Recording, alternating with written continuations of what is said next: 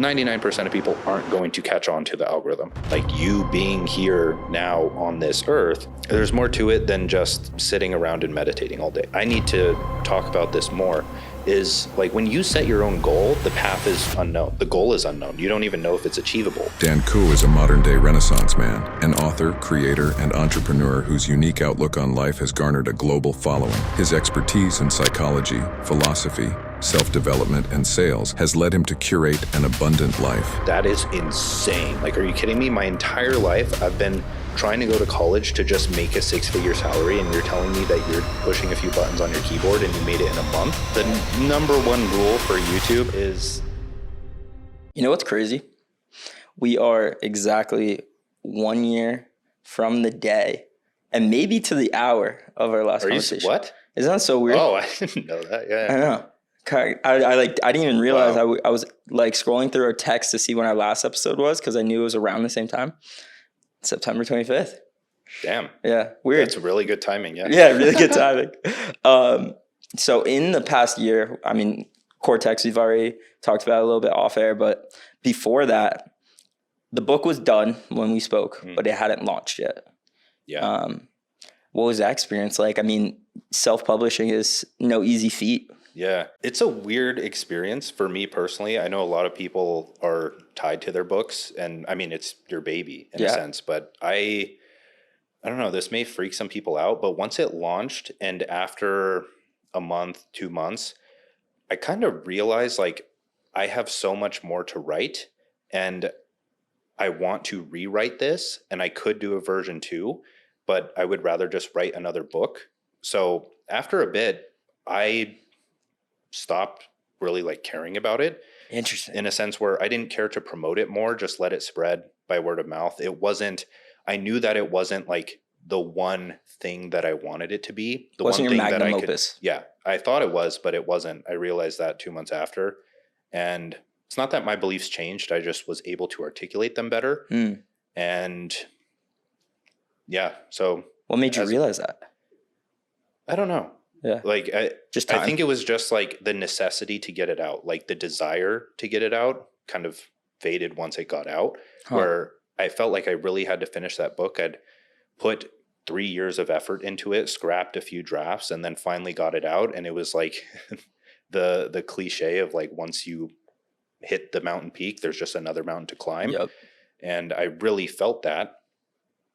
And it was just a weird feeling. It felt really good, but then it crashed down, things were normal, and I just wanted to start writing again. So maybe it's a testament for the process. And do you kind of feel like, even with that said, you were happy with how the response that it got and that, you know? Yeah, I was happy with it, but outcome.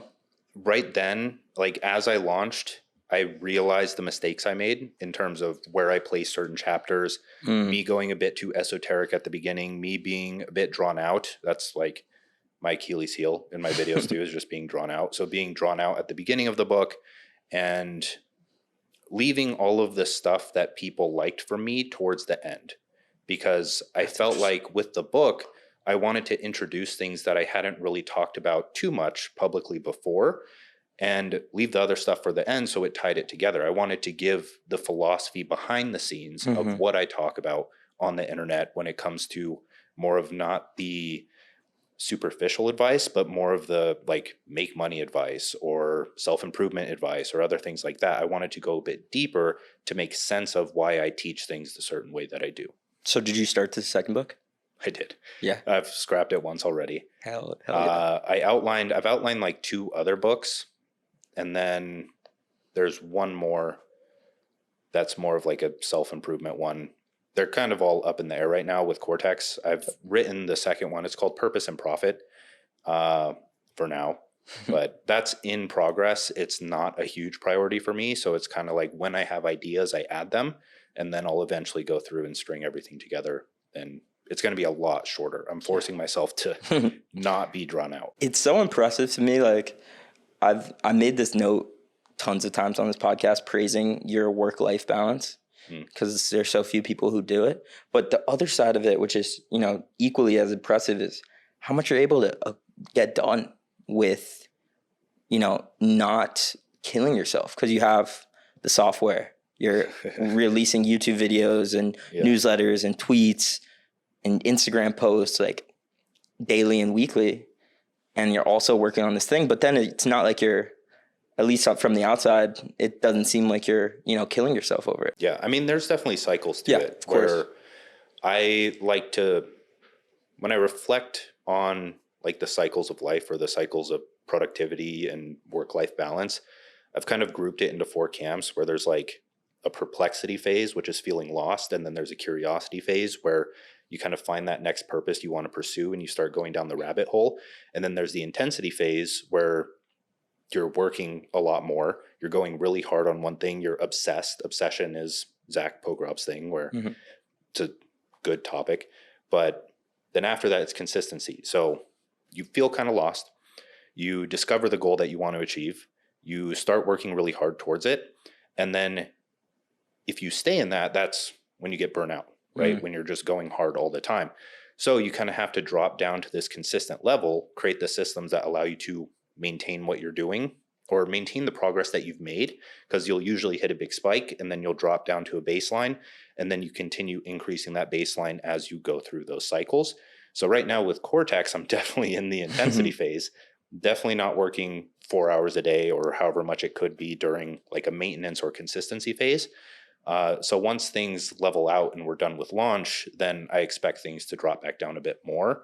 But the things with those phases is I wouldn't want it to be any other way, where the intensity phase is one of the most fun times. It can just get towards the end, it starts becoming not fun, and you have to listen to that signal to start to peel back and get that work-life balance back. It's an important note because, like, life is filled with sprints. Yeah. I think that's when humans get their best work done. Yeah. I think of it as procrastination, and maybe that's not the right word for it, but I know a lot of people procrastinate. I procrastinate and they feel bad for procrastinating, and society kind of labels procrastination as bad.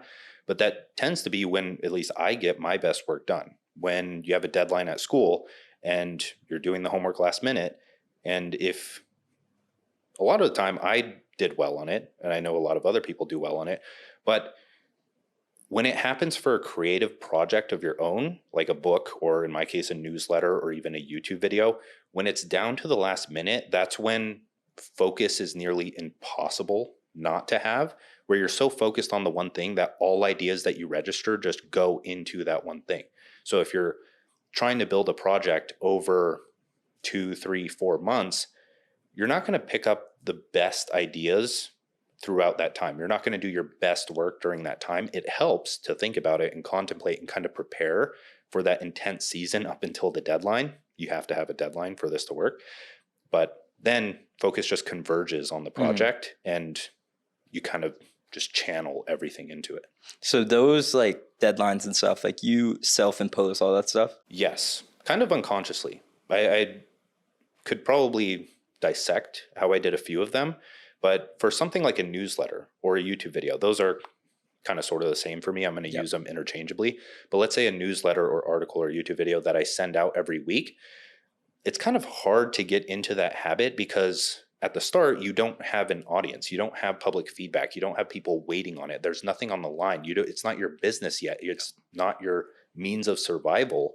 So it's easy to just fall off that train, right? So there does take a bit of discipline and consistency and really developing a strong why or philosophy behind why you're doing it, and a strong anti-vision, which we probably talked about on the last podcast, of like something that you deeply despise in your life that you want to work away from, that makes the goal that you're pursuing a lot more potent, or it has a lot more gravity.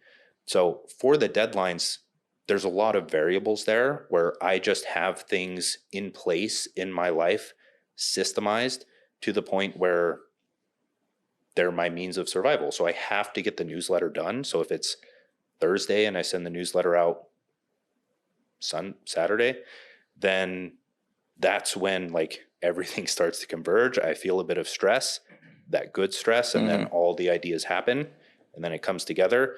I'm not very good at editing stuff, so I've kind of developed my own system of just like putting out raw information with a lot of typos, but people seem to that's like fine. it. Yeah, it works. It's funny too, like when you have some typos in when you're writing.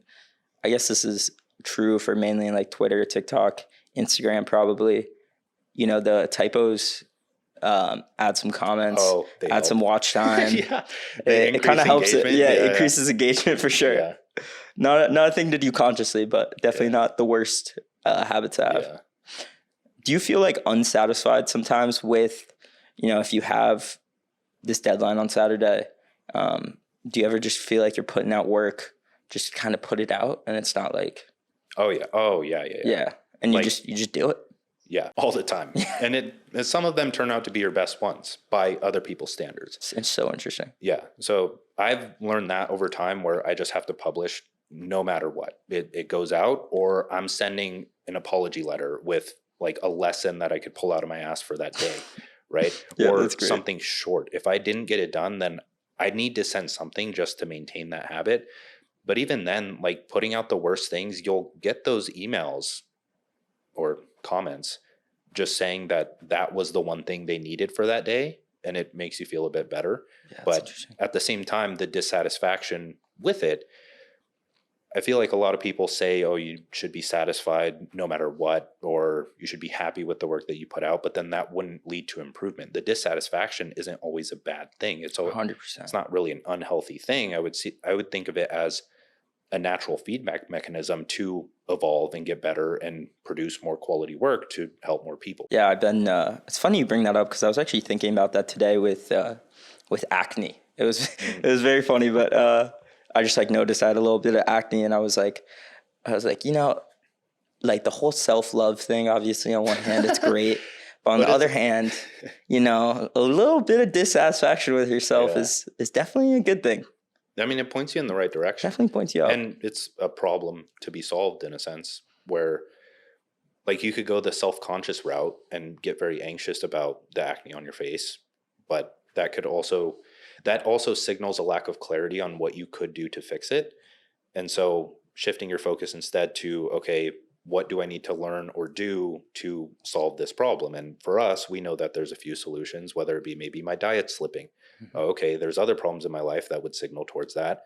Maybe it's a hormonal thing. Maybe it's another thing. It gives you something to work on and a project to enjoy. Yeah, no doubt. And it's so often that like it's in those things that you're dissatisfied with that you find your skills, your purpose, the things that, it's like so often it's that those things that you hate the most that become, at the core of, your purpose and your passions. Yeah, 100%. I'm still not battling, but battling with the idea of like pure acceptance, pure spirituality, pure oneness. I know those things and understand them, but in terms of like the middle way, the practical way, and like you being here now on this earth, there's more to it than just sitting around and meditating all day. Yeah. Where you can be very mindful. You can meditate, quote unquote, by being present in the moment, but it's not very realistic, and it would kind of be impossible to survive if you never projected into the future or reflected on the past to notice problems that need to be solved and to kind of just follow the path of evolution and not get left behind. Yeah. Do you feel like the solution to that is, I'm trying to battle through it. So it would be like, obviously enjoy the process because the process is everything, but it's almost like get rich now, get enlightened later. I don't know. I feel like they're both one and the same in a sense. Because it is that process. It is. Well, I feel like this isn't talked about too much, where I feel like the goal creates the process or the goal creates the system, in that sense where the goal is more important than those things, because the entire journey or process will be determined by the goal that you're pursuing.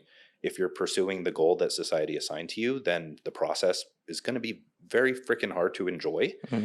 So by choosing and pursuing another goal and solving the problems in the way of that, that's kind of what brings the purpose and fulfillment and spirituality and philosophical sense of mastery in that process towards something that you chose to create.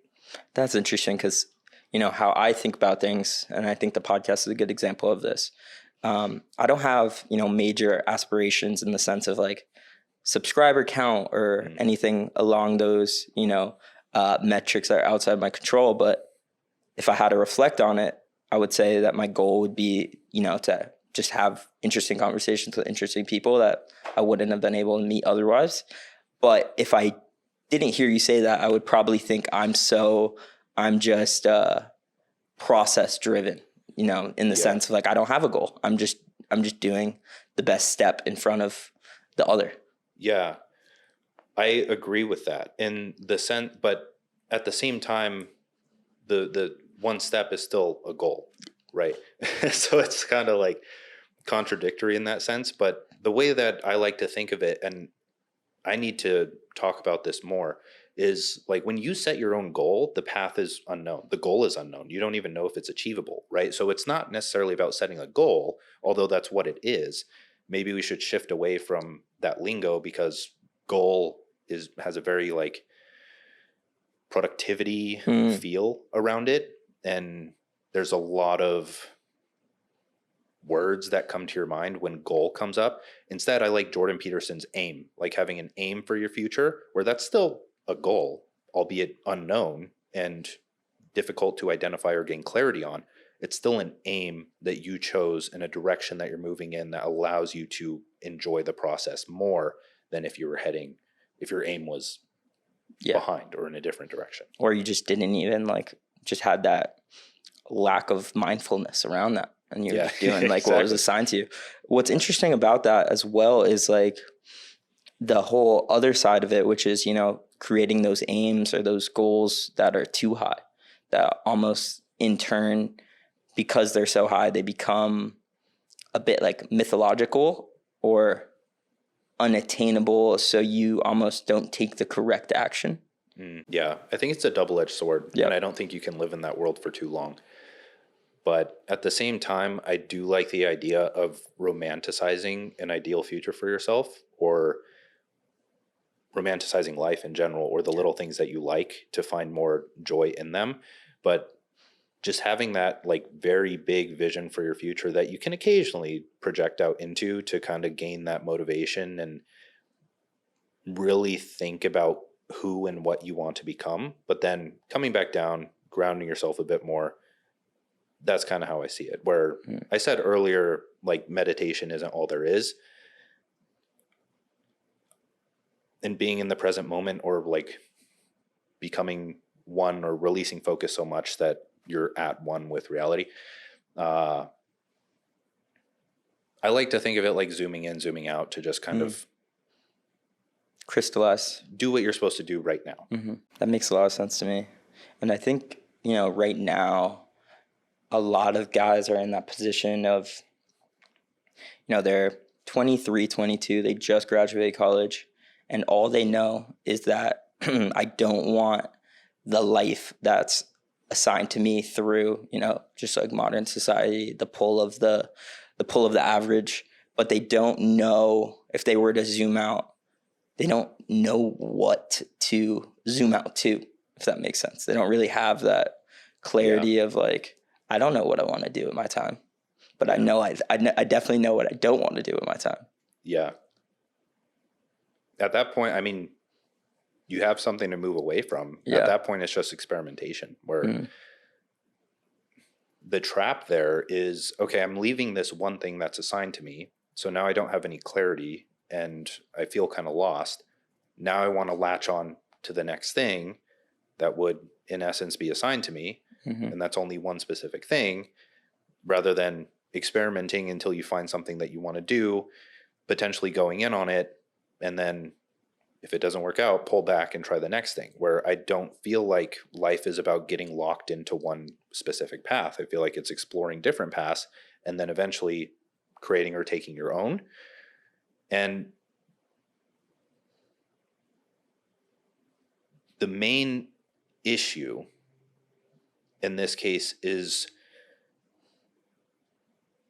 just a lack of curiosity. It's like you've figured out the thing that you don't want, but now like where is that being channeled? Like you're not really doing anything outside of that, and you continue to go down that path while kind of trapping yourself in this just state of chaos because you don't have something that you want to at least start pursuing.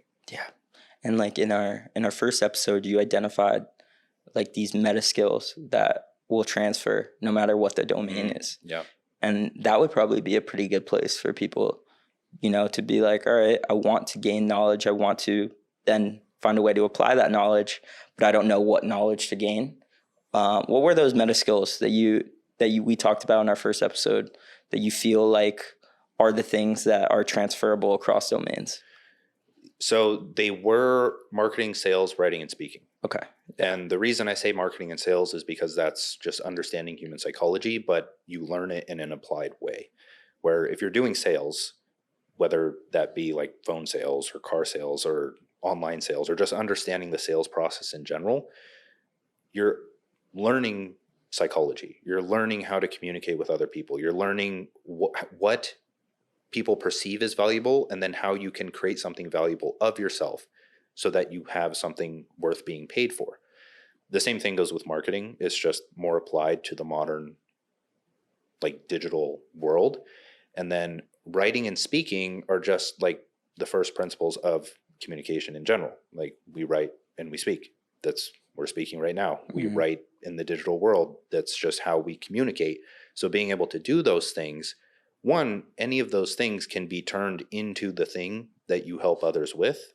But at the same time, they're the things that allow you to do whatever you want in terms of your creative work, because writing and speaking are the thing that attract people to you. And then marketing and sales more or less gives you the knowledge of how to create something valuable and then how to distribute and market that thing to the people you attract. And then writing and speaking, of course, paired with marketing and sales, just make it so you can write and speak in a more articulate and persuasive manner. You said like those were the skills. Yeah. Do you say that because we're speaking in the past tense or because things have changed in how you view? They've kind of changed in how I view them. I haven't solidified like the exact things yet, but I would definitely say persuasion, education, writing, and speaking. I don't know if those are solidified yet. That's kind of just what comes to mind, where education in my eyes now is just a better way to gain power through empowerment rather than force or deceit. Same thing with persuasion. Persuasion isn't inherently manipulation, and it is a better way to acquire power or status than the others. Deceit or force. So deception or force, where in the past, slaves, force, power, deception, trickery, just not good. Persuasion and showing a person why you are valuable or why they should do a certain thing in a positive direction, I feel like is very powerful. And then education and empowerment alongside of that as a marketing and sales mechanism that just works really well. Those do better in the domains of marketing and sales than like a lot of other things these days, because then you get into the territory of like the shady marketers or the ClickFunnels sites and all of those things that we don't really like and are kind of coming on a downtrend nowadays. But yeah, education in my eyes is like the main thing, because I'll let you. Yeah, no, definitely go on. But so what I was going to say off of that is I definitely want to get into, you know, where to go to gain that knowledge, because there's obviously so many people telling you a million different things and just a lot of nonsense and junk food for the brain out there right now. But I'm curious about like the info product stuff like that, what you just mentioned with the ClickFunnels, that sort of thing. It definitely seems like it's on a downslope. It seems like it now is starting to have this perception of being very scammy, which is really interesting because it's like on one hand, it's such a great business model and such a lucrative, scalable business model. On the other hand, because of that, and because there's a low barrier to entry, a lot of people who enter into that space aren't the best people for that. And the interesting thing about you is that, you know, you've had info products in the past that were at the core of what you've done, but it never came across, at least from my perspective, and if I had to speak for most people, I would say that they definitely agree, which is it doesn't feel scammy or fake, whereas there's so many people who that's just not the case. Yeah. The thing with that is I fully believe in info products and courses. I feel like they are some of the most transformational products out there. Yeah. And they're extremely profitable. They're just a great business model to go into, but they're so easy to go wrong with because they are so accessible. Mm-hmm. But courses in general, education, that's how you gain the knowledge required to do something better with your life. There, in my eyes, isn't much better to spend your money on.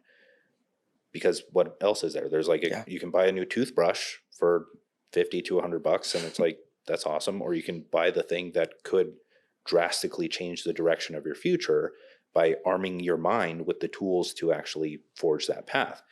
So when it comes to like the scamminess and the perception of those specific products, I've always kind of had that in mind.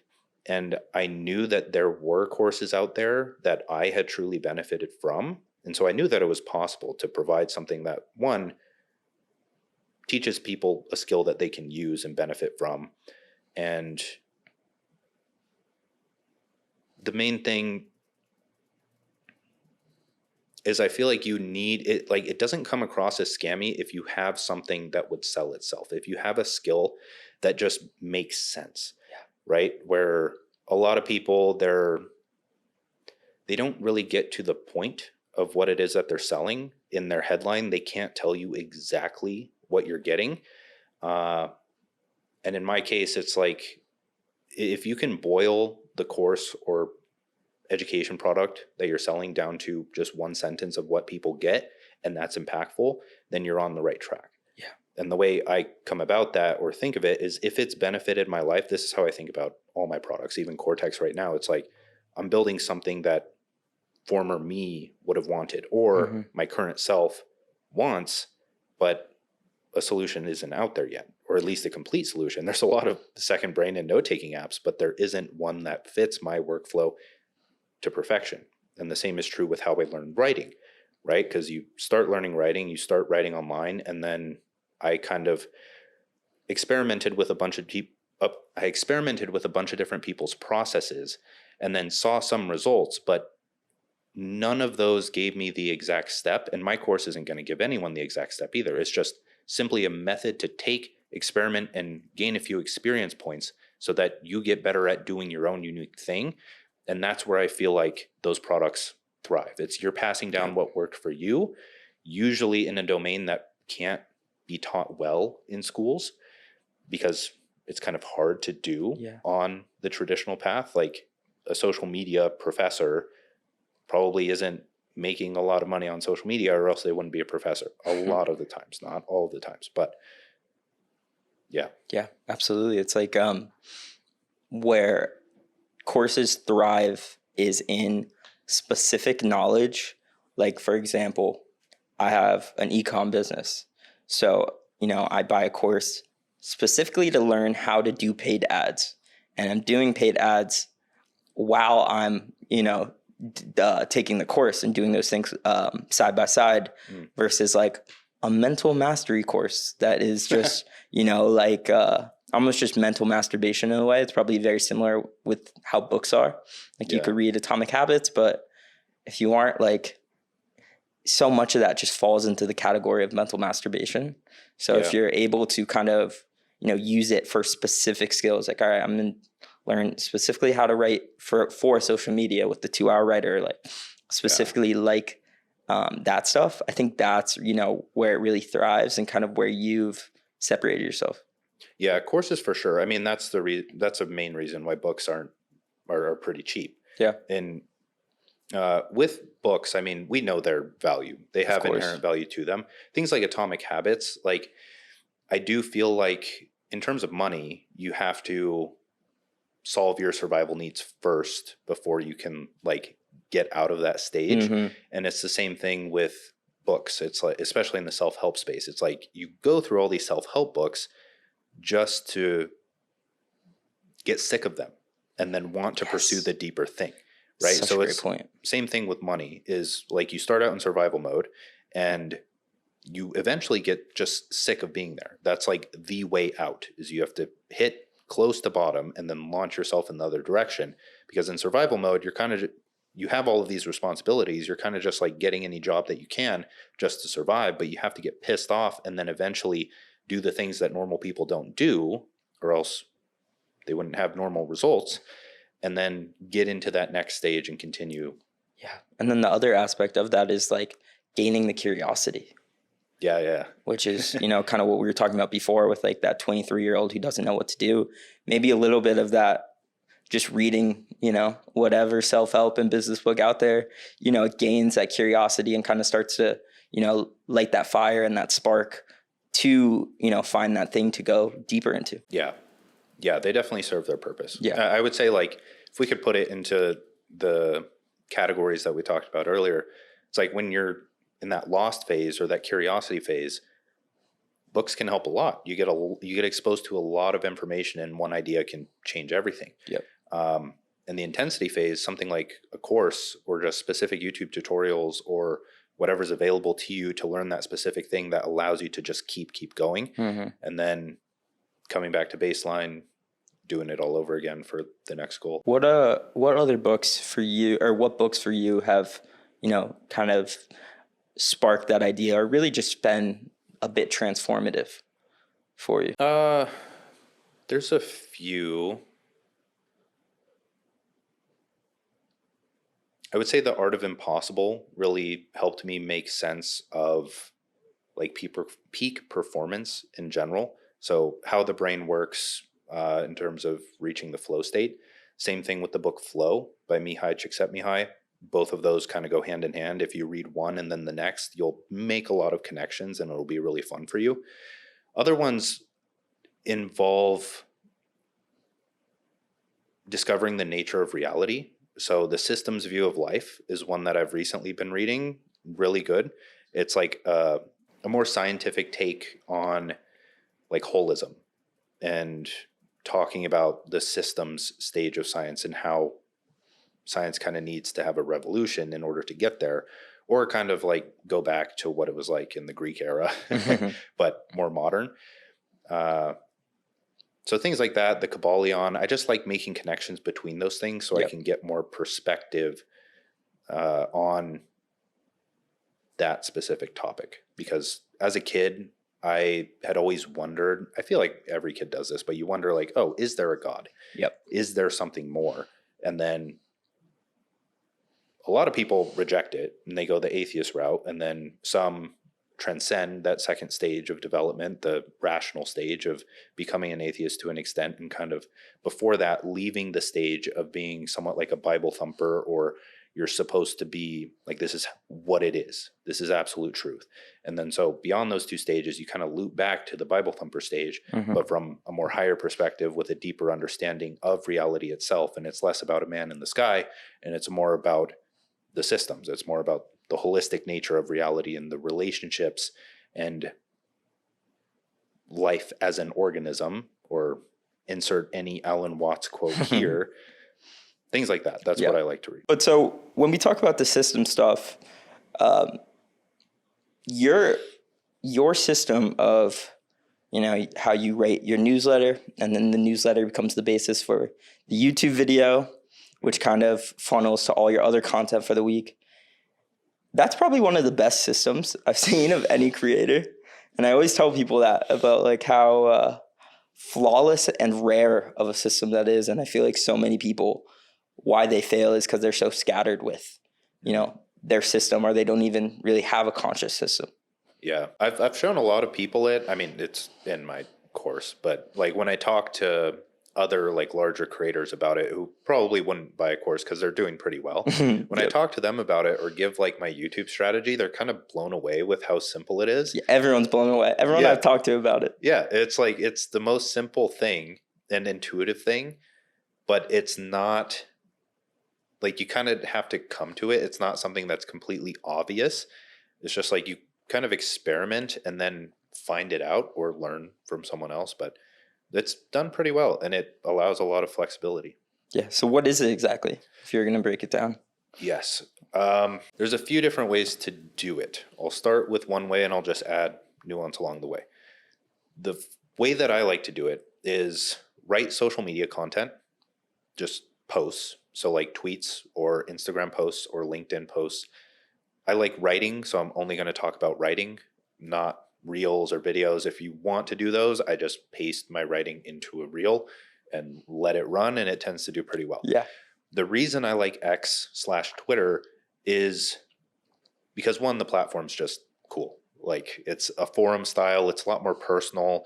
It doesn't feel as social media-y as something like Instagram or not as corporate-y as LinkedIn. So it's just a fun place to be. But another thing there is you can just post. Like you can post, and you can test a lot of ideas fast without much repercussion. So we see X or Twitter as the testing ground for ideas. So post your ideas there. If you don't know how to write content, that's something to research and do homework on in your own time. Yeah, go buy the 2-hour Reddit. Yeah. But then from there, you kind of just start to pay attention to, okay, which post is doing better, which aren't. You start to rewrite and kind of make spin-offs of the ones that are doing well. And from there, you'll find a post topic that does a lot better than the others, or one that you just want to write about. And you take that and then you can turn it into a thread if you'd like to, and you kind of work your way up the ladder. So it's like take the tweet, turn it into a thread. If the thread does well, turn that into a newsletter. If you're not writing threads or you don't care to, just turn the tweet into the newsletter. Write the newsletter. From there, you post or you use the newsletter as a YouTube script. A lot of people get confused at this stage with like, how do you record? So I record my YouTube videos by just sitting at my desk. I have my computer in front of me, like a laptop. I have the camera right in front of me, no teleprompter. I have the mic over. I hit record. I open up my newsletter on my computer, and then I'll start reading it. I'll just look down, read it, and then recite it to the camera. And then if something else comes to mind, I'll just continue to riff. That's a lot easier for things like business topics for me, but for more philosophical topics where I write and try to be very poetic, very hard to recite that. So I'm looking down and reading from the newsletter during those times. And throughout the business newsletters, when I have like a bullet list of steps or something that I don't want to mess up, I'll look straight at the computer and read it. That is my editor's signal to add something on top of it. So his editing is pretty freaking simple, because if I'm looking at the camera, nothing needs to be done. If I'm looking down and reading off of the newsletter, then he adds either text screens or B-roll or images or whatever it may be. Very easy to cut that way. And it's simple. It's not, you're not banking on like flashy, quick edits for social media growth. You're banking on the quality of the ideas that you put in the newsletter. And so from there, now we have multiple different things. We have content going out on X. We have a newsletter that I post on my blog so that it's public and more people can read it. I have the YouTube video, which I take and I embed in that blog. And then throughout the next week, I promote the newsletter under my social media content. And that works because there is a newsletter opt-in at the top of the newsletter that is a blog post. And then throughout that blog post, there are like links to my products, services, other things. So not only is it a lead magnet for email subscribers, people joining my list, but it's how I make product sales. And when I'm reading the newsletter to the camera for YouTube, all the promotions are there. So if I can remember to promote in the newsletter and I plug that once a day under my social media content, then I'm making sales that way. I'm getting eyes on my products. And then in the YouTube video, I just read it off the screen and tell people the link is in the description. And then it all works cohesively. And if you want to take that even further, if you're sticking to the writing route, then you just take your tweet, put it in a Figma template or a Canva template, and post it to Instagram, post it to LinkedIn, post it in a reel, experiment with all these things. But then as traffic starts picking up on those platforms, then you can promote your blog in your Instagram story or in the comment of a LinkedIn post, so you're getting more traffic to it that way. And if the YouTube video is already out, then that's also in the newsletter, so people are subscribing to your channel. And it's just this big ecosystem of my products are promoted, my social media is doing well, I'm covering all long form platforms, I'm building the depth and the audience, and just works. Yeah. And then on top of that as well, it's like, since you're doing that so consistently and you could see which one of those concepts have, outsized returns, and then you just keep iterating and keep getting closer to whatever it is that people want. Yeah. It doesn't even have to be this thing that you're like, meditating away at what people want. You just find by iterating. I'm bad at that though. The number one rule for YouTube is to just double down on what works and like spin things off over and over again. But I like to take it a different way just because that gets boring and I don't want to do that. So it's like the whole like curiosity and intensity and consistency phases, where it's like curiosity, you're experimenting with different topics. Intensity, it's like you're going hard on one topic because it's just taking off and you want to double down on that because you're getting exponential growth for it to get more eyes on the experimental topics. And then consistency, when that starts to die down, it's like occasionally you throw in the best idea just to make sure growth is happening. Mm-hmm. And so with that kind of delicate balance, not only are you figuring out more of what your audience likes, but you're still growing because you're incorporating the topics that do work. And by doing that, you get really good at one thing and you get to talk about whatever you want and do what you enjoy. So it's less about like hyper focusing on one thing and more about just incorporating it while experimenting and seeing what does well, so you don't get trapped when that one thing eventually stops doing so well. Was the one person business like that really big one for you? Yeah. That and how to get ahead of 99% of people.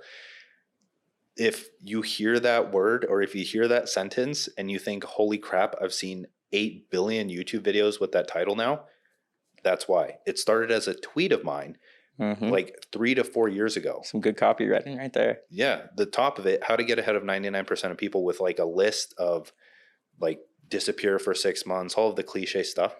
And now it's like the most common viral YouTube title ever. And that was my first 1.5 million view video. It's kind of crazy. I was kind of pissed at first because I saw like 3 people just take the title, even like really big names. I'm like guys, like mention me. This was me. But now it's like it's so overused that I don't even want to be associated with it. Yeah. It's cool that you've been on the cutting edge of a lot of that stuff. And I feel like it's almost because it's the experimenting. It's exactly 100%. Yeah.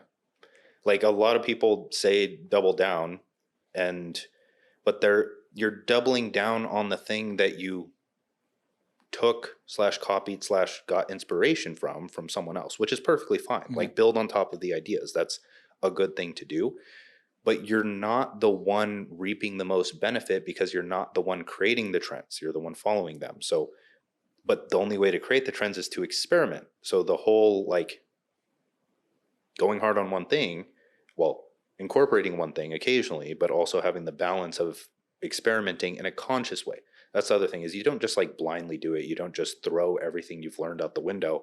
Like I'm not just writing random YouTube titles or creating like non-structured YouTube videos or non-persuasive YouTube videos. Like I'm still incorporating those things. I'm trying to make the experimental stuff work because I want to talk about that stuff more.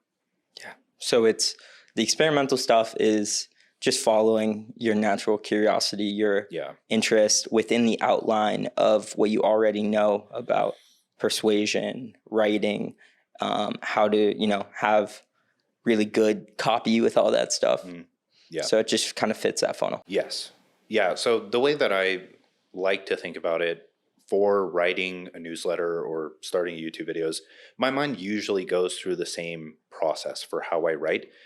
It's you start with a pain point or a problem, you illustrate that, and the reason behind that is to show people whether or not the video or newsletter is for them, because that's what a pain point does, right? If they don't resonate with the pain point, they instantly know, okay, this is not for me, I'm not going to watch. But then the other people, they're locked in because they want the solution.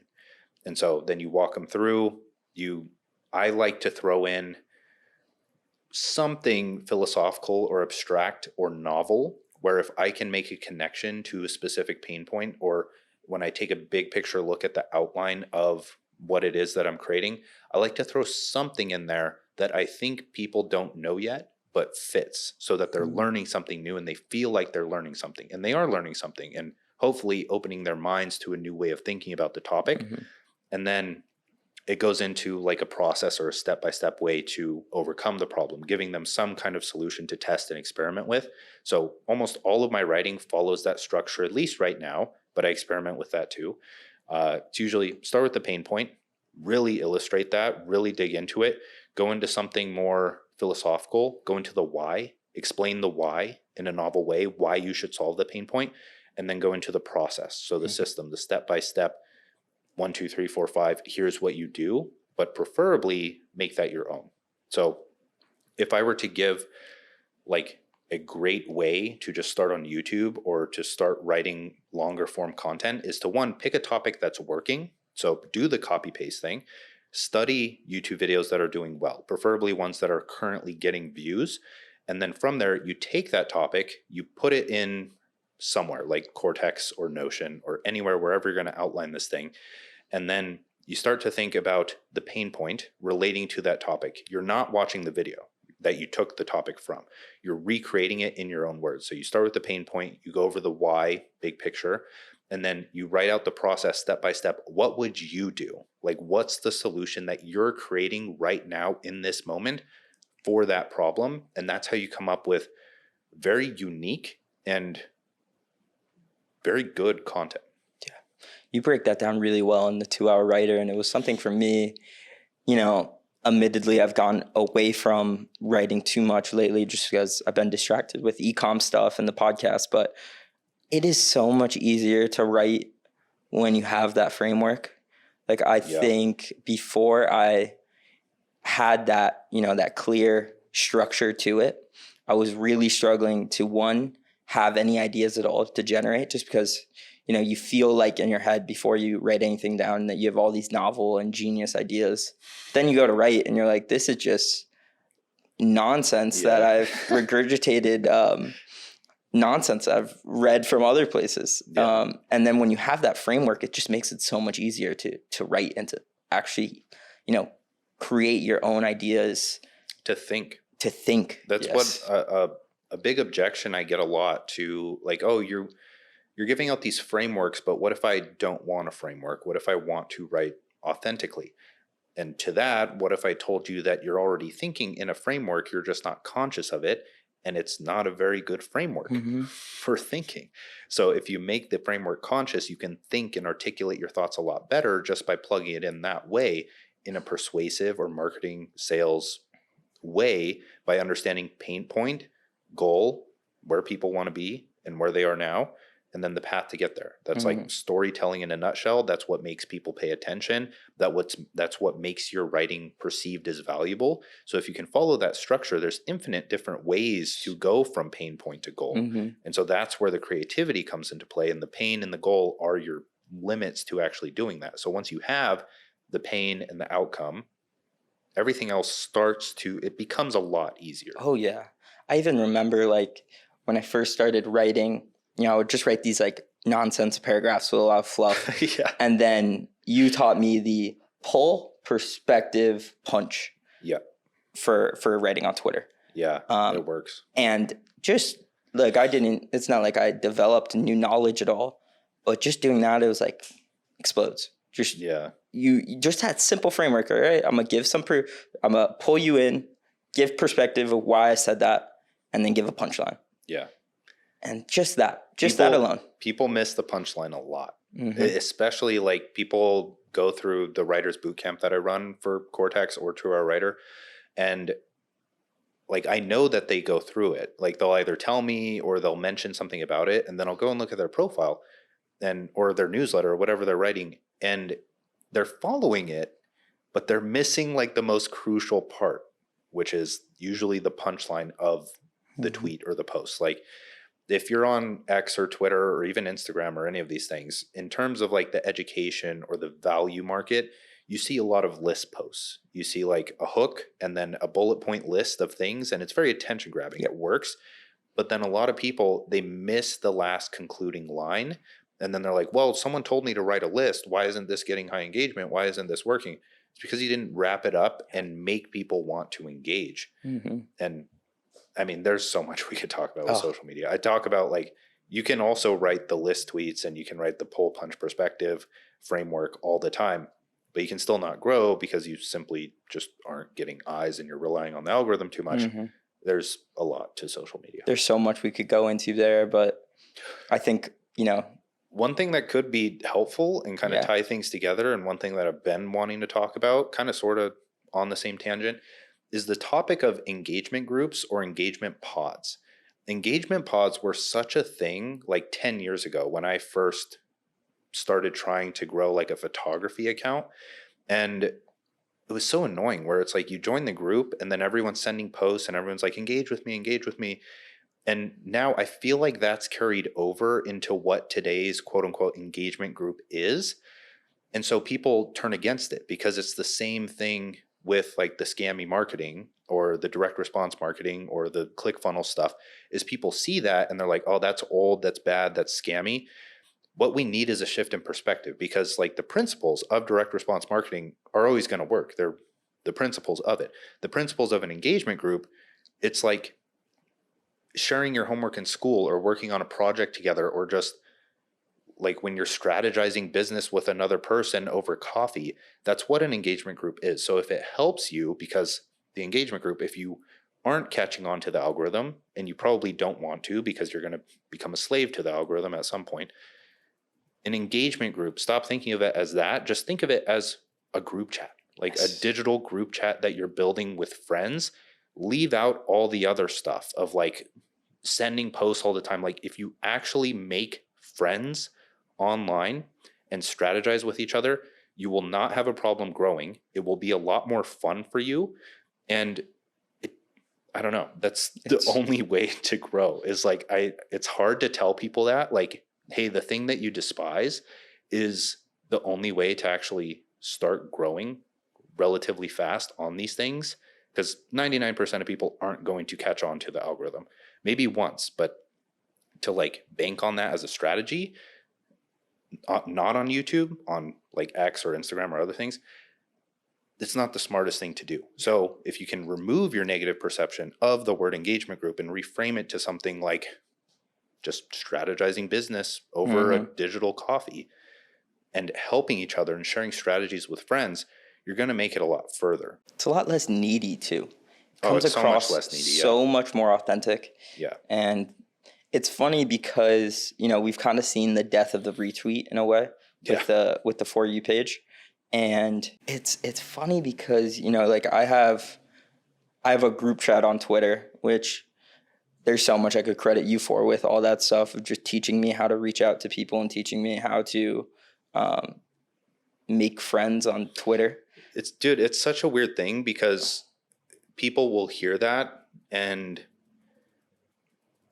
I don't know, they'll think of it in a weird way where like, I'm not ashamed to admit that going through school, I was an introvert. Like I didn't know how to socialize with people. People are like, oh, just be yourself and just like just talk and make friends. And it's not that simple. You kind of have to learn. It's like how you learn to write. You need some kind of process to experiment with to start reaching out to people and to start just building the skill of social dynamics. It's a skill that you need to practice. So it's not as simple as, hey, I know everything. I just need to reach out and be authentic. Because if you don't know how to reach out to people or how to write, then you're probably not going to make many friends and your writing isn't going to get shared that much. Yeah. There's one funny aspect of that is like people need to get over the hurdle of like they view making friends on the internet as like it's almost like this weird. It's like this weird top. It's like dating on like finding a girlfriend or a boyfriend online nowadays has become a little less has become demystified in a way. Like it's now so common for people to, find their boyfriend or girlfriend on social media, but it's not the same thing for finding friends. It's still like, it seems like that still has a stigma around it, which is a hurdle to get over, but it's such a better way to make friends. It's like last time I was in Scottsdale when we had this conversation, I went to Scottsdale, random city, thousands of miles of where I'm from. And I was able to hang out with like 4 of my friends that I had met on social media. It's like you have this whole world that opens up to you when you're willing to just, put yourself out there. Yeah. I mean, I think it's better. Like a lot of people hate social media and just thinks it's all toxic when like every person except one person that's I talk to on a daily basis is mostly online. Is that like crazy? even Joey has just moved out here, but like business partners, the team, it's all online. And I have like girlfriend and then one close friend that I hang out with a lot here.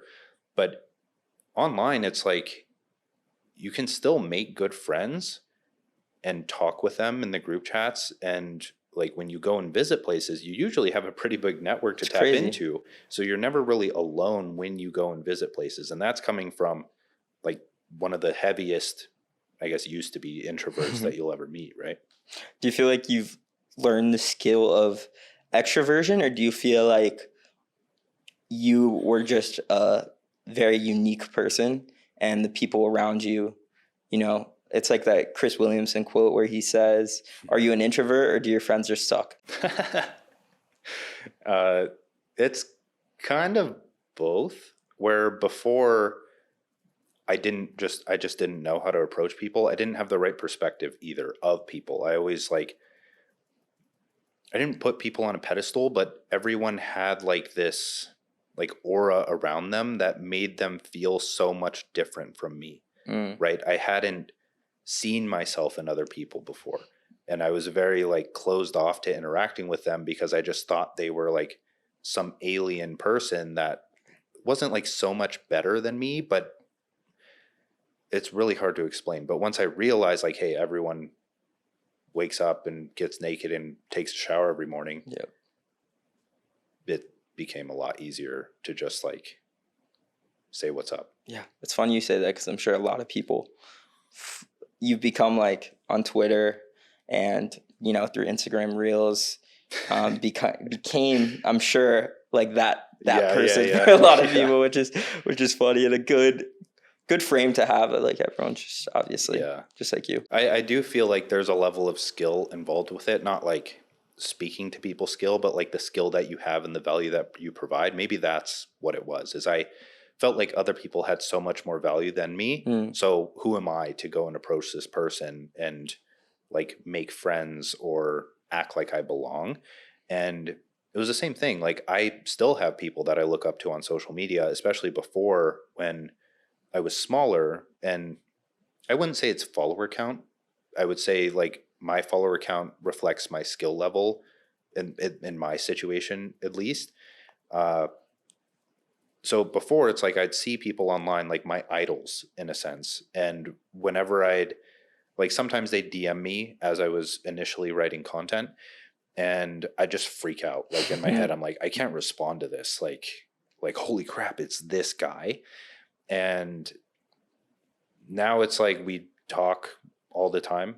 And I don't know, you just see them as a person because you've started to go through what they've been through and you just understand everything that could come up.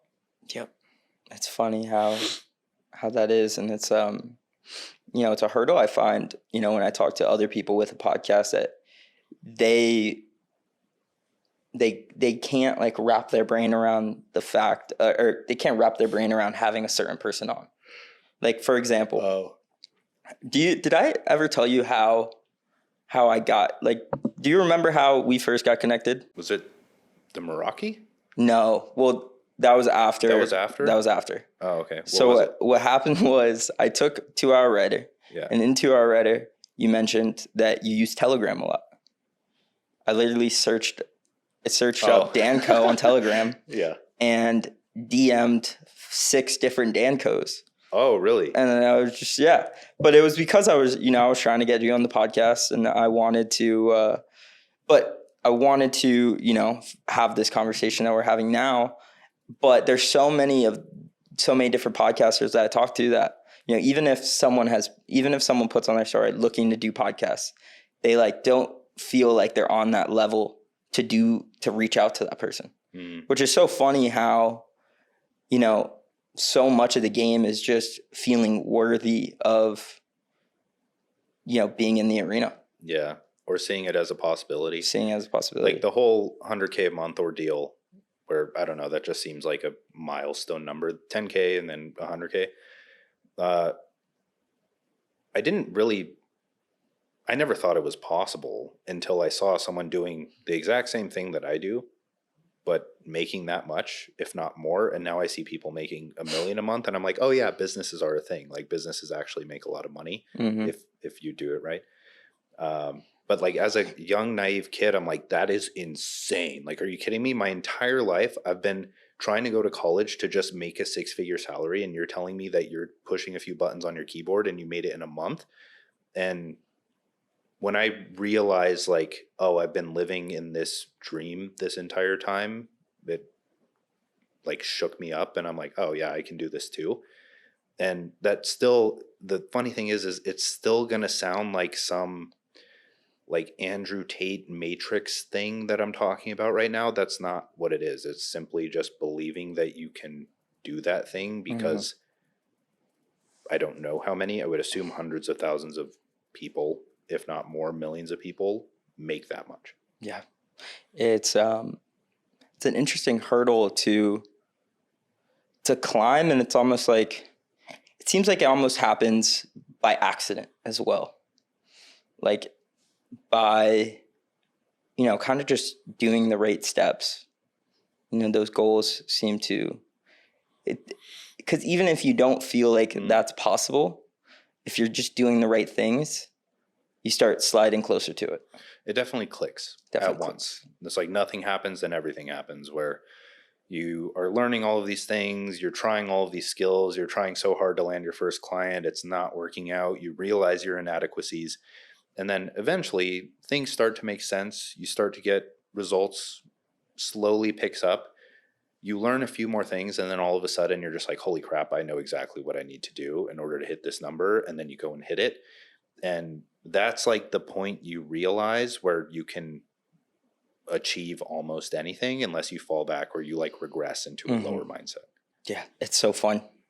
That's a fun feeling to get to when you see it. Yeah, because you realize that most goals that you want to achieve are relatively within your control. It's like you understand that to frame this, like I love the meme skill issue, and just like blaming everything on skill issue, because it holds so much truth, where it's like, if you haven't achieved a certain thing that you want to achieve, it's probably just because, one, you aren't the person who has the skill that would achieve that goal. So that's the missing piece, is you need to identify, okay, where are my knowledge gaps? These are blind to me right now. Now, how do I fill them? And skill gaps.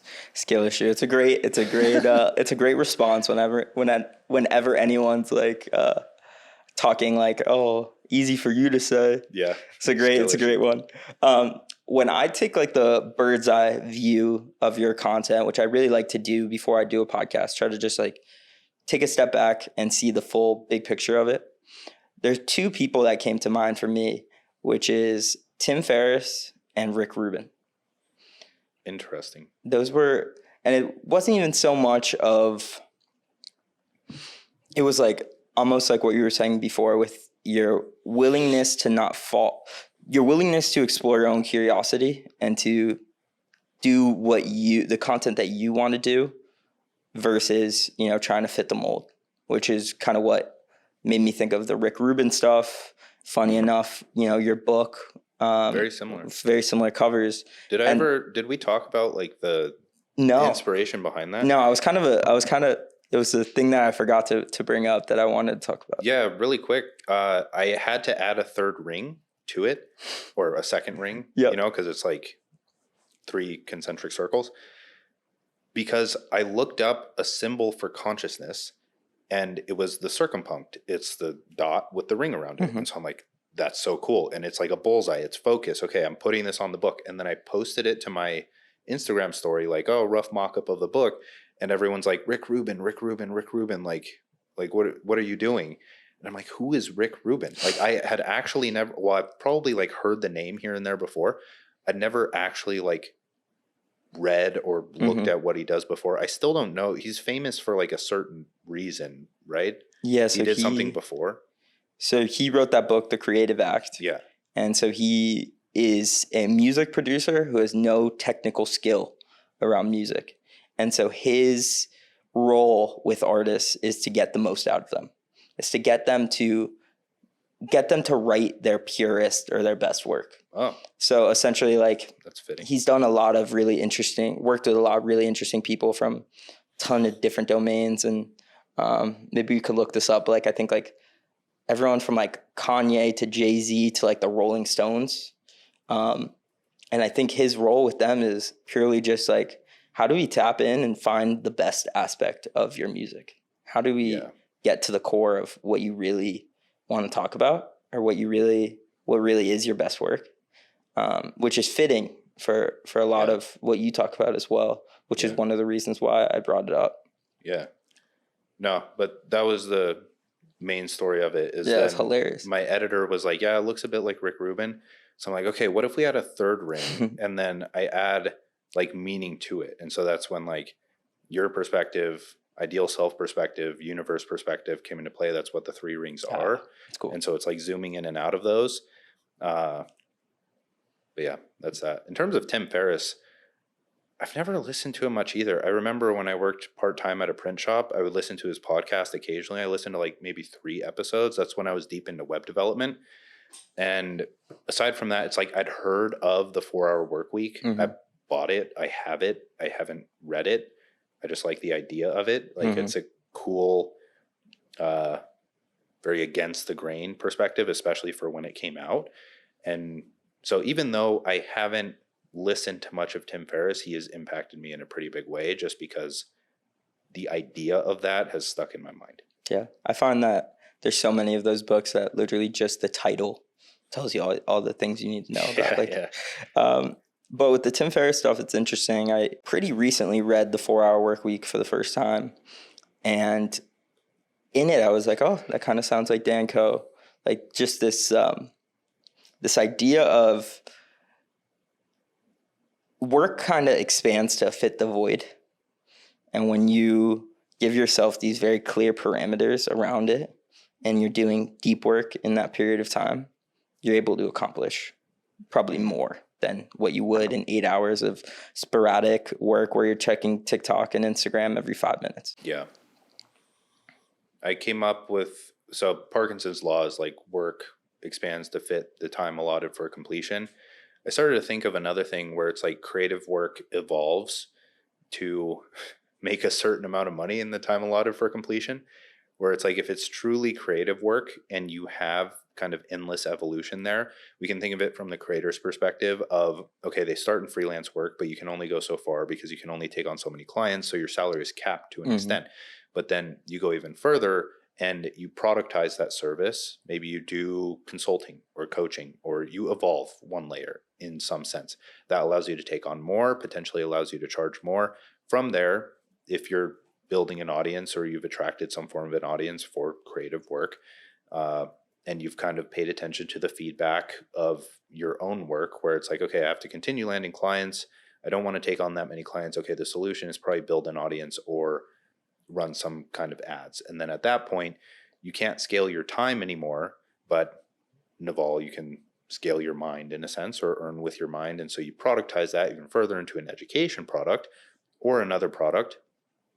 And if you want to stay as one person, well, you set the creative boundaries to do that. So it's like, yeah, you're probably going to go the digital product route. So there isn't physical fulfillment or any of that kind of stuff. And then your audience, your digital product, like all you really have to do is grow the audience at that point. And so that's just writing. And if you can grow the audience in an hour a day, then I don't see, if your audience is growing by thousands upon thousands, I don't see why you can't make as much money as you want with a few digital products and writing 1 to 2 hours a day. It's the truth. Yeah. But it feels very unattainable. I feel like it feels very, unless you see it firsthand, because it sounds almost like too good to be true. Yeah, a lot of people think it is. And like, I write 1 to 2 hours every day. Yeah. But I do more because I want to continue pushing and doing more. So I work more than that. But if I were to scale everything back, it kind of just makes sense, right? Like if you have an X account that is growing and that's going into a newsletter that is growing, and you focus on newsletter, X content, and you're really good at that and you're growing, let's say you have 500,000 followers, turn that into trying to get 10% of those people. It's a lot of people, but 10% of those people to purchase your course over the course of however long you're doing this, depending on how much the course costs, you can make quite a bit of money. And it's like, if you're growing fast, there's only so much content you can write. There's only so many newsletters you can write. But if it's working and you're making the sales, like those are your two levers. I would argue that it's probably easier to do that because you have less to focus on and less to optimize. Yeah, it's when you have that product, and I like how you brought this up in our first conversations, because I don't think that a lot of creators think about things in this way, but you describe social media as just a traffic mechanism, where a lot of people see it as like the be all end all. But when you view, like, let's say you have a product and you know for a fact your conversion rate on that product is 2%. So of every 100 people that view that product on your website, 2% end up being buyers. The name of the game is just getting more eyeballs on it and getting the right eyeballs on it. Yeah. And, it's almost as simple as that. It's not easy, but it's that simple. Yeah, definitely. Yeah. And that kind of brings us into Kortex, which is, you said you could do the 2 hours of writing a day, but, we got other aspirations and goals. So I guess the place to start with it was the inspiration behind it and kind of where you're at now. So the inspiration behind it was 2 Hour Writer, the course, but the inspiration behind 2 Hour Writer was a Roam Research system that I built, where it's pretty much. What is that? Roam Research is another second brain. Okay. It was like an OG one back in the day. The first one with connections, and it had the graph view, I believe, before Obsidian.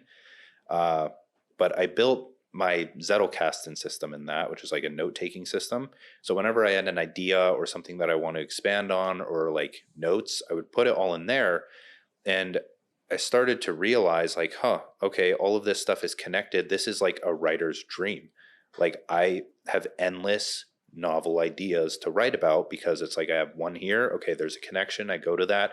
I can see the other idea or the notes that I took on it. And I'd never realized that before. I was just going in blank with one idea, popping it into a newsletter, trying to expand on it. And sometimes that worked, sometimes it didn't. But then with that second brain, as long as I nurtured it, writing just became so much easier. So I started to turn that into some kind of Notion system.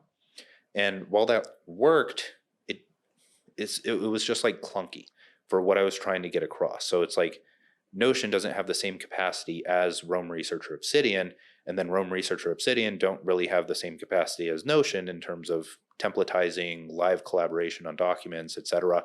And both of them, or all of them, suffer at capturing ideas. You can capture an idea, but usually most people's ideas are just in random notes or in a to-do app or in a long running note. And as a writer or just a creative worker, the ideas are the lifeblood of your creative work. They are the thing that matters. So with Kortex, that was kind of our mission with it, is to streamline the process, because a lot of the apps out there today, I love them. They're incredible apps, but they have their pain points that we hear about every day, because when people sign up for the wait list, they get asked to take a survey, and it includes pain points with other apps on that survey. And most of the pain points just fall in line with, this is too complicated to set up. This has too much flexibility, which you think you'd never hear. It's too confusing. I just want things to be streamlined in one place. And so thankfully we'd already been building Kortex before we put out the waitlist and the survey. But that was kind of the thing, is like, okay, how do we master capturing ideas? How do we master having this database of organized ideas that you can search through really fast? And then how do we master the process of actually writing, right? Because writing in most apps that aren't like a dedicated writing app kind of suck. So we took the writing first approach, plugged second brain functionality into it, slapped on a better capture feature.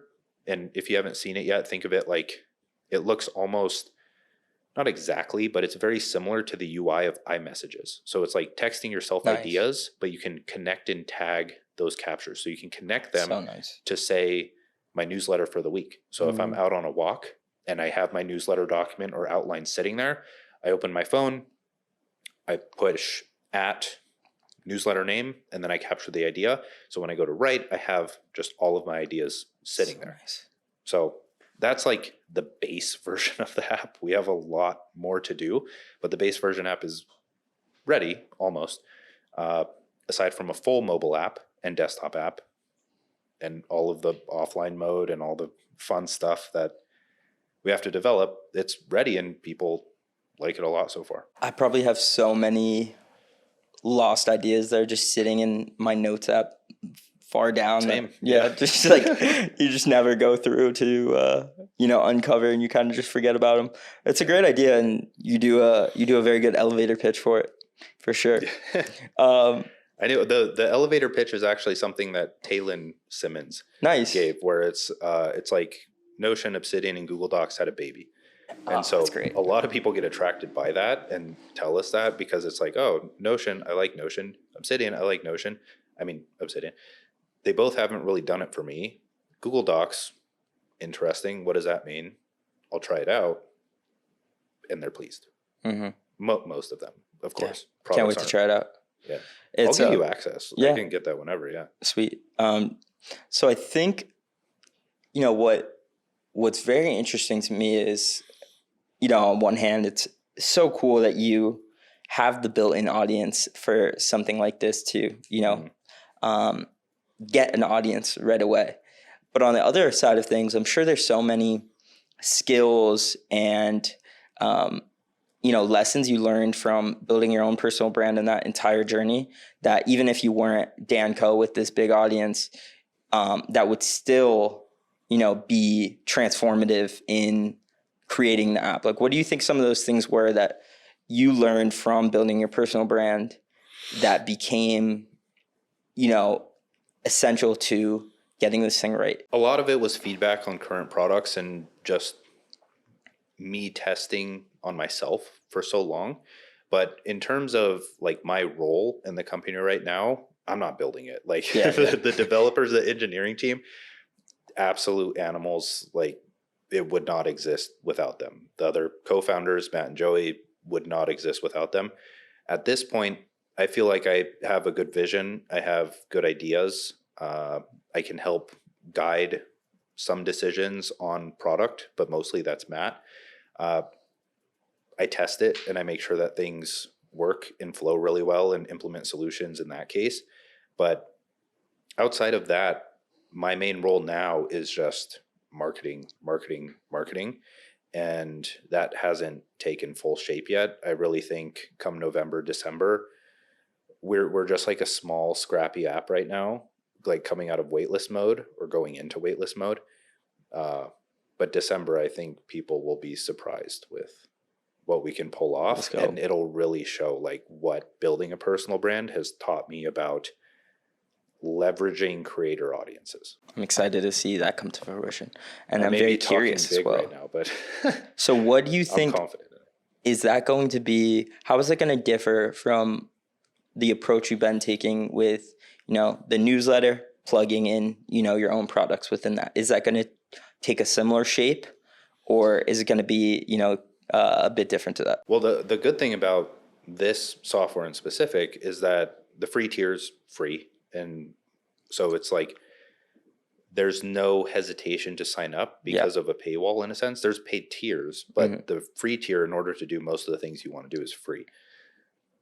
In that case, in all of my content, I can just promote it. Yeah. And I can teach on it, right? Where normally people go through the Google Docs or the Notion templates and do all of that stuff, where it's like, when I'm teaching writing, my YouTube videos themselves are going to be so much more valuable simply because I have such a much better way of teaching it, right? So it just becomes the way of teaching those things. And knowing myself and knowing writers that use Notion templates in their products and their services whenever they plug something, that's one big way that we plan to market. Is you can share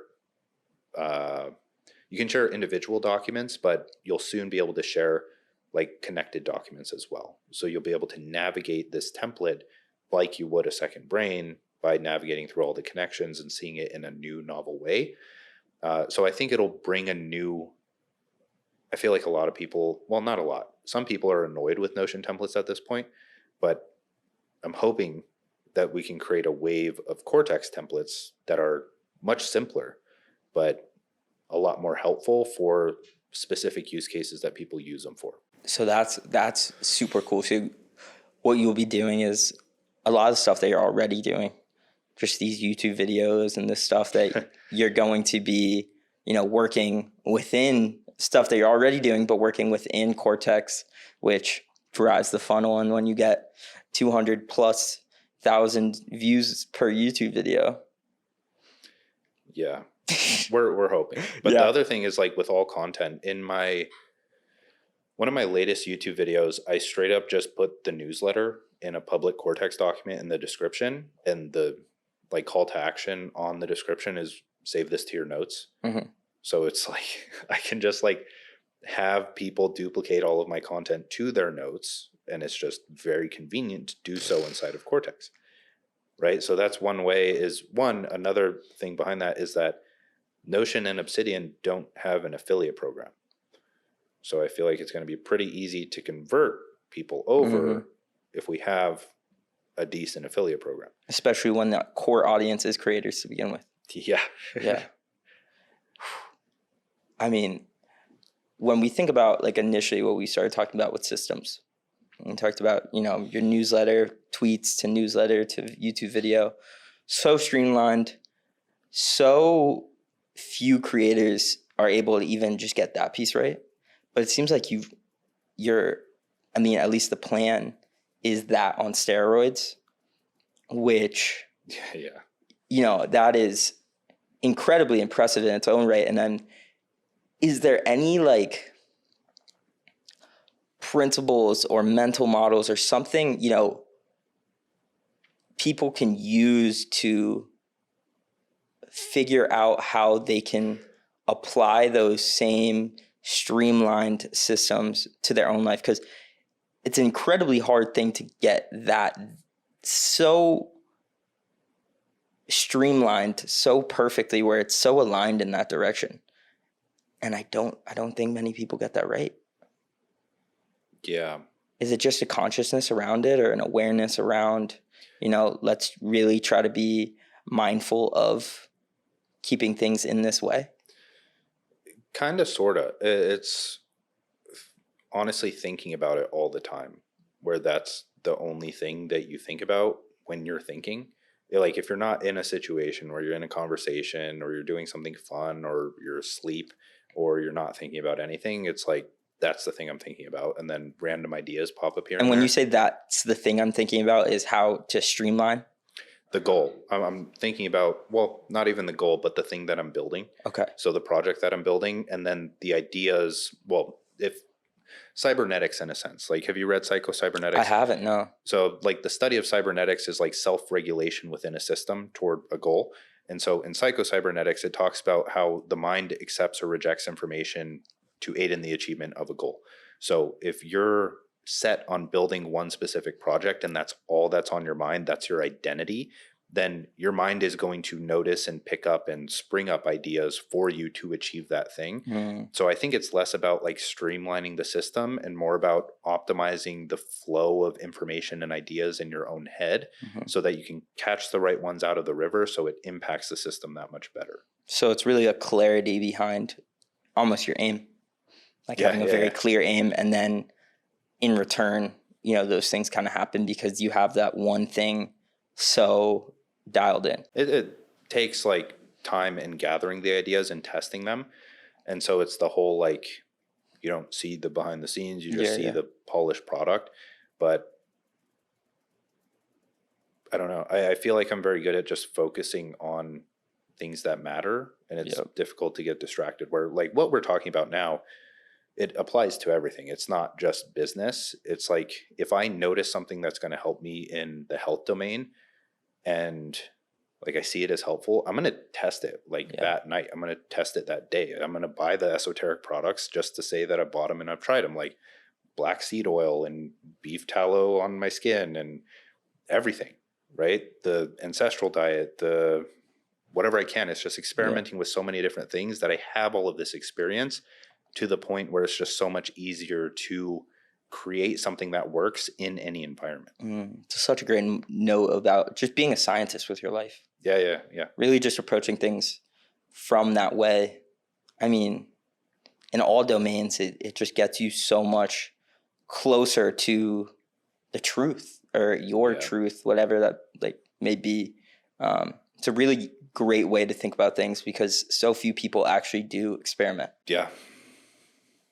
I don't know how, man. Yeah. That's like the best thing in life. It is really. It's just to find something new, try it out. It's fun. Yeah. And it's, you know, when you think about learning, that's learning at its best. That's applied learning. It's a really cool way to think about things. There's a lot of people who know a ton about health, not from, you know, reading studies, but from testing it on themselves. Yeah. And, you know, that's equally as impressive in its own right. Yeah.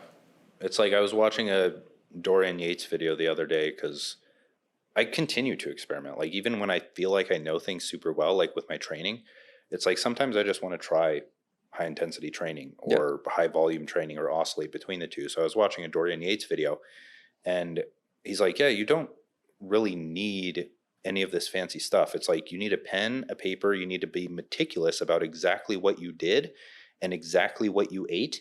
And with enough time and iteration, like you could figure it out for yourself because you just have it tracked and you can see everything happening before your eyes. It's like you don't need to rely on blind faith in a training program that someone gives you, although that can be extremely helpful to get started. But it's like, how did they come up with the training program? How do you figure out if something works? That's the other thing is people do all these training programs and diets and all these other things.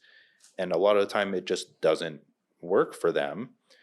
And the only way to make it work in cases like that is to just get very meticulous on the inputs, outputs, what's happening, what did I do, now what can I change to make it do better? And the only thing preventing that process is just getting distracted from it. What gets measured gets managed. Yeah. It's such a truth in all domains. If you're trying to, you know, calories in, calories out, that's its own separate conversation, whether it's business and you have no idea the specific numbers of, you know, what your conversion rate is or all these different things. You know, it's like once you have a very clear picture, it's a lot easier to decide how to move forward with things. Yeah.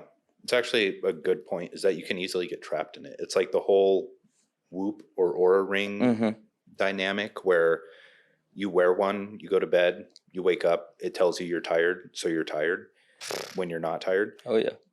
So it's the things like that where I don't really focus too much on the numbers, but when I need to, then I do. Yeah. And then that's when I start to see improvement. Like if things start to decline and aren't on a steady increase or aren't up to par with my standards, then that's when I'm going to go back and like start to measure and look at all of the metrics. And then I can get a clearer picture on what I need to do. It almost goes back to what we were saying before about phases and sprints. It's like there's a time to get very measured and managed, and then there's also a time to, you know, just forget about that stuff and to, you know, dive deep into, you know, whatever it may be. Yeah. It's like bulking and cutting. Yes. Where bulking, I mean, if you do it right, like you're supposed to, then you'll measure everything. It's honestly probably harder than cutting to do a bulk right. But most of the time, the way that it goes is like you bulk, you don't really pay attention, you enjoy yourself. Eventually you get to the point where you feel slow and groggy, you're not making the progress you want to, and you're like, okay, time to get back on track. And then you meticulously track, okay, what am I eating? How much am I weighing? The scale starts going down. You're like, yes, you feel that good feedback, that good progress. And then at that point, you can start to do it on your own if you want to, or just go about it that way. It's usually like the back and forth oscillation of over optimized to under optimized. I like that framework a lot because there is a real time and place to be under optimized. Yeah. And it sounds very counterintuitive, but there is a time to be in that place. And at that time, it's optimized. That's a whole paradox within itself. Yeah. But, you know, I'm sure right now you get a ton of DMs and messages from, you know, your audience. And obviously there's a lot of commonalities there and people asking the same question over and over again. What do you feel like are the things people continuously ask you? And yeah, what are those really common questions that you get? I'm trying to think of like the major ones that aren't like very technical. Could you get a lot of technical stuff? Yeah, I wouldn't say technical, but it's just like little things here and there of like, hey, I plan, or actually that's it, is just they want clarity on everything, right? And like I find myself when I'm going through comments or replies, like I find myself repeating in my head of like, dude, just try it. Just try it. Just try it. Just try it. Because they're like, oh, should I do this? Or should I do this? Or should I do this? Should I do this? Then they feel like if they try one thing and it doesn't work, then it's over. And that's not the case. It's like, dude, if this is the thing that you want to do that's taking you away from the default path that you know you don't want to do, it's like you make it work and experiment until it works and just try everything and figure it out, or you go back to that path, because that's just what happens when you don't go into the unknown. It's the unknown for a reason. It's because it's not known. It's because you have to figure it out. And that's the process. And once you accept like, hey, just try it. Like, I don't know, I'm not going to die if I try posting a tweet with a certain framework. I'm not going to die if I try going vegan for a week, even though like people will tell you you'll die. You won't. All those little things. Yep. It's interesting because I found for myself when I have a lot of clarity, it's really easy to be disciplined. Yeah. That those two things go really hand in hand. And it makes the importance of frameworks so pivotal, because when you have that clear framework, it's a lot easier to then in turn have the clarity on how to rate things or how to do things. And then that leads to the discipline to actually do them. Dude, entropy is a bitch. Like, frameworks are so good, but they only last so long. What a great point. And it's like, they're the most amazing thing in the world, but then you can't get attached to them because they're going to fade anyways. It's like the 99% thing. Yeah. It's that horse has been beaten to death. So now if you do it, or at least I'm assuming now that if you do it, the audience is more privy to it and they're like, I don't want to, I've seen a million of these. Yeah. I mean, that's what makes it fun. Yeah, exactly. I mean, that's what makes it non-robotic. Like when you aren't locked in, when you're creating your own frameworks or kind of getting locked into one of your own frameworks, eventually they evolve, or like you have to evolve beyond them, or else you're just like drowning in chaos in a sense. But the other option is like society understands human nature.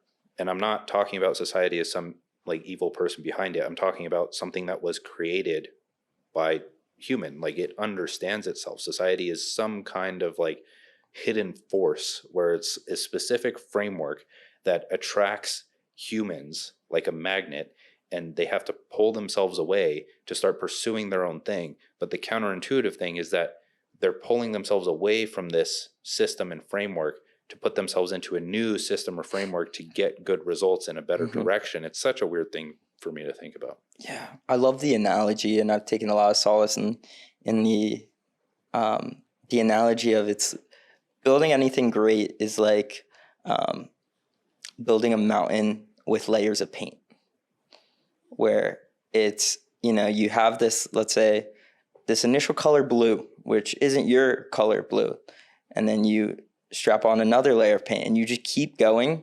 until it takes a long, long time until that thickness becomes its own mountain, and it no longer resembles that initial thing at all, and it's taken on its own thing entirely.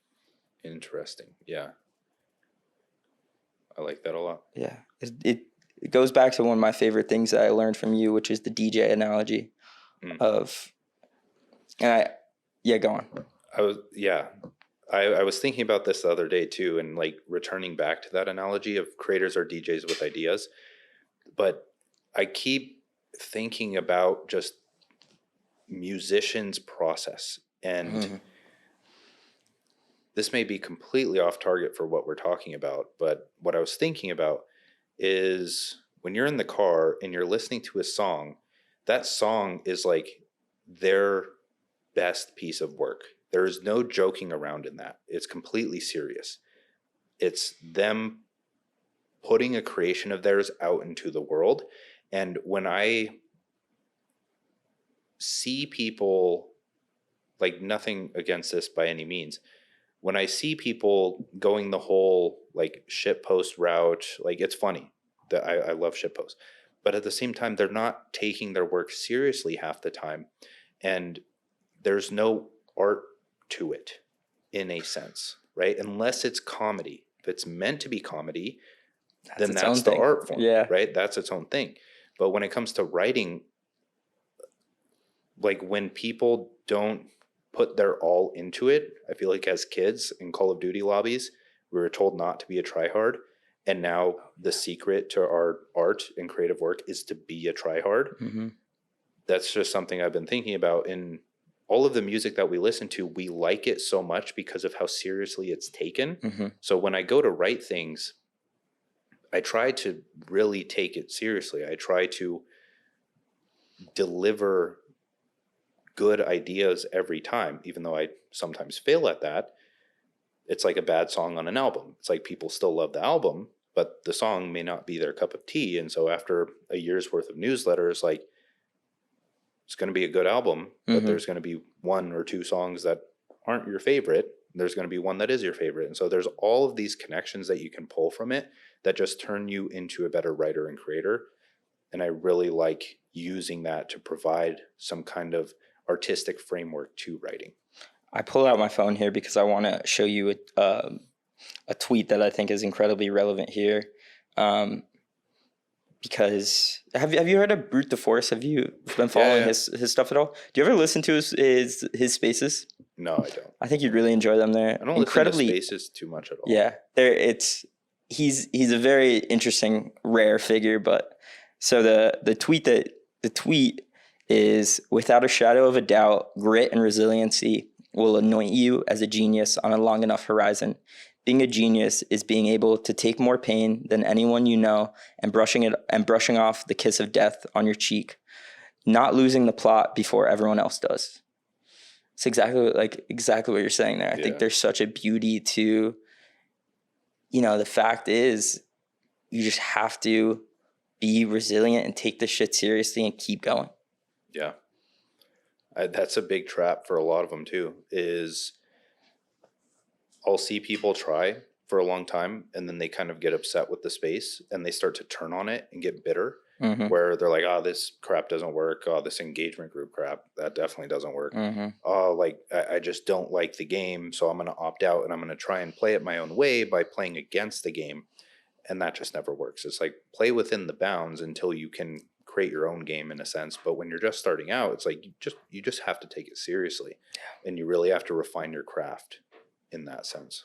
It's so funny how, like, so often being a tryhard growing up was looked down upon, and now it's it's the game. Yeah, I know. I feel, I guess, bad for the people that like you can just tell that they stop trying when they sense themselves being a tryhard. Mm-hmm.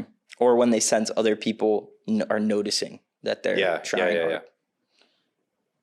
It's a very, very interesting thing. And I think you've done a very cool thing of kind of putting a boundary within that try-hard space, in the sense of, I think I remember, I don't think it was during our podcast, I think it was after the fact, when you were telling me that, no work stuff after X time, like just completely off. And it's like these two extremes. It's like I'm all in or I'm all out. And I think that frame makes things a lot more sustainable. Yeah, I'd agree. It helps a lot. It's kind of not a thing right now. Well, the past week. It's a sprint. You're in a phase. Yeah. No, but aside from that, like when there is time and I feel like I'm just filling it to fill the time, that's when I know, okay, I need a cutoff, and I just need to fall into that habit, do it for like a week. And then after the week, it's like, I won't want to work. I'll push against working during that time. Yeah. Cycles. Is there anything you think is, fundamental to what we haven't talked about, what you usually don't talk about? Is there something that, you think we'd be remiss if we didn't cover, didn't talk about? I feel like this is a rather potent thing for younger people or people that don't know what they're supposed to do yet, is to understand that there's nothing wrong with just escaping survival, right? By doing what you have to do. I feel like a lot of people may avoid, say, going to the gym or starting to be healthy because they don't want to do it for the vanity, or they think that it's just a vain activity to do, when that's not how anything works. Where it's like you go to the gym, for the vanity, and that's an okay thing, but that's the only thing that introduces you to the experimentation and the depth and the philosophy that comes along with it, that makes things deeper and meaningful. It's like you have to get into more things and you have to try to escape certain things. When it comes to money, if you don't know what to do because you don't have the money, then you need to solve the problems that are staring you in the face at that point, that are kind of trapping you in survival. Yeah, it's going to be difficult to go and get a better job or start pursuing your creative work or whatever makes sense for you in that specific point in time. But by not doing anything, you're just allowing yourself to get hit harder and harder, deeper into the hole. It's the truth. It's and the gym is the perfect metaphor for it, because there's so much that you gain from outside of the gym from doing that activity, in the sense of realizing that by doing something consistently, you get results, which is something, it sounds so intuitive and dumb, but a lot of people haven't had that thing, that the harder they work, the better the results come. Because, in school, they didn't really apply that effort to, see that come to fruition. So I think it's just such a potent analogy. Yeah, I think the gym comes into play there a lot, because with consistency, I do feel like a lot of people get it wrong. Now, I may not always be right about this, or this may not always be the case, but consistency, I think of it as maintenance, right? If you're only being consistent, then you're only maintaining your progress. Like, consistency is the bare minimum from regressing, from going deeper and further down. The intensity phase is what brings the most progress. Like, when you go to the gym, or if you go to the gym for the course of 5-10 years, you understand that the progress isn't linear.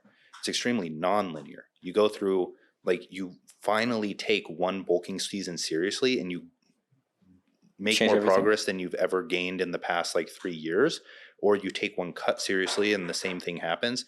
It's like those times when you go all in on one thing, or where you make the most progress, or any progress for that matter. Let's just paint it as that, to paint a clear picture. And then consistency is just the bare minimum to maintain that thing, right? That's one thing that I understand it a lot of the time, but it doesn't make sense when you consciously think it through. Is like, I feel like everyone wants to be healthy to an extent. They want to feel good. They want to make a decent amount of money. They want to do whatever they want to do, but they don't realize that in order to get there, it requires permanent behavior change. It's like the things that you do now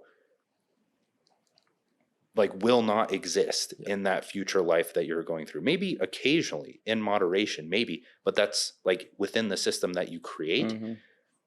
Like the things that you do now that give you the results that you have now are not going to exist. So the sooner you change your behavior, the sooner you're going to reach the goal that you want. And you have to accept that the life you have now has to die in order to get that next thing. Yeah. But people are so like clung to the life that they have now, and they're so fearful of the unknown that they don't do that. It's like going to the gym or getting healthy. You're going to have to go consistently. Mm-hmm.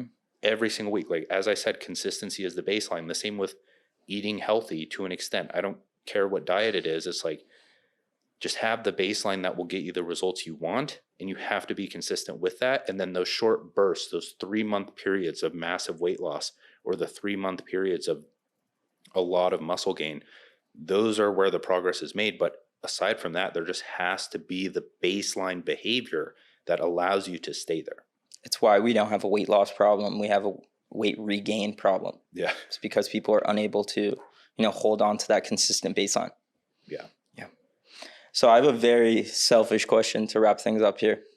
So if I somehow got Danco to run the marketing of the Alchemist Library podcast, and I put you in charge, and I said, the goal is, to grow the show.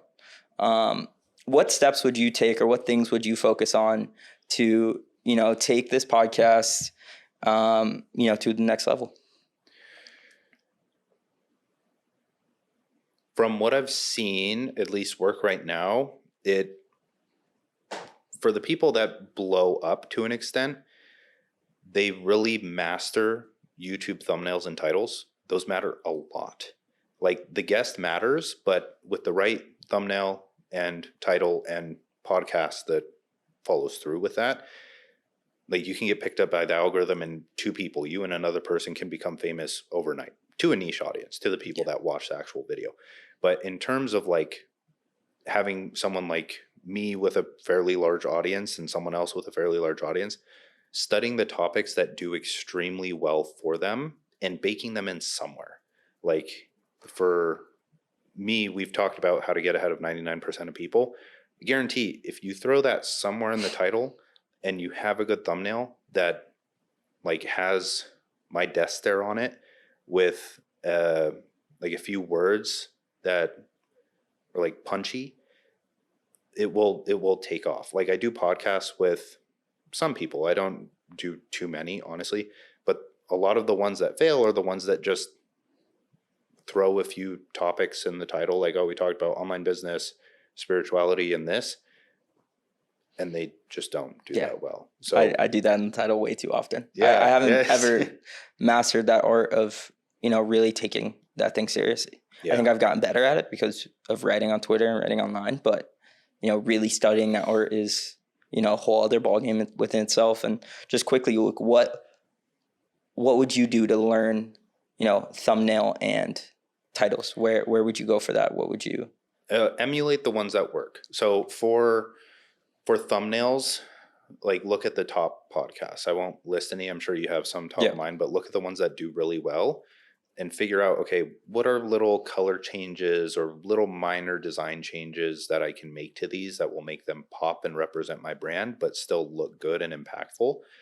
And then for the titles, that can mostly depend on the people you invite on the podcast, where in my case, or in the next person you invite on the podcast, if they have a rather large YouTube or any audience, look at what was successful with them. Yeah, if they have YouTube, go to their most popular videos and look at like the top 10 and then pick 2 or 3 topics to bring up, and then include one of like some of those keywords in the title.